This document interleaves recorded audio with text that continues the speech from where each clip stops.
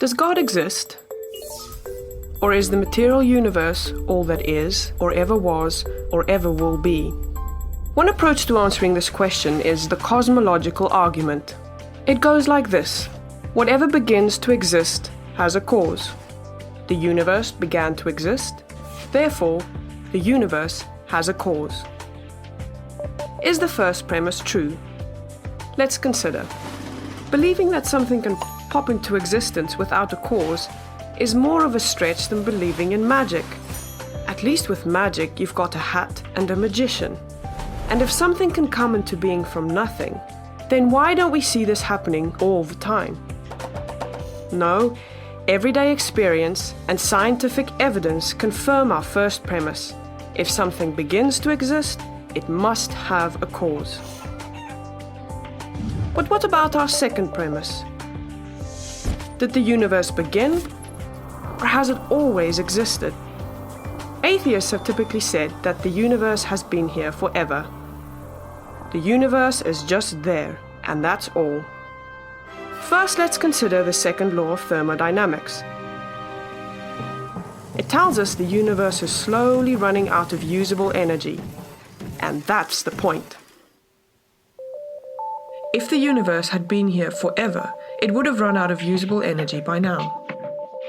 The second law points us to a universe that has a definite beginning. This is further confirmed by a series of remarkable scientific discoveries. In 1915, Albert Einstein presented his general theory of relativity. This allowed us, for the first time, to talk meaningfully about the past history of the universe. Next, Alexander Friedmann and George Lemaitre, each working with Einstein's equations, predicted that the universe is expanding. Then in 1929, Edwin Hubble measured the red shift in light from distant galaxies. This empirical evidence confirmed not only that the universe is expanding, but that it sprang into being from a single point in the finite past.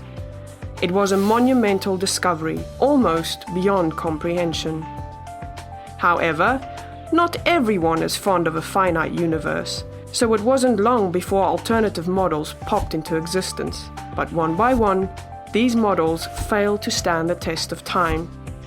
More recently, three leading cosmologists, Arvin Bord, Alan Guth, and Alexander Vilenkin, prove that any universe which has on average been expanding throughout its history cannot be eternal in the past, but must have an absolute beginning. This even applies to the multiverse, if there is such a thing.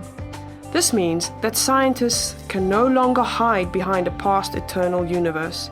There is no escape. They have to face the problem of a cosmic beginning.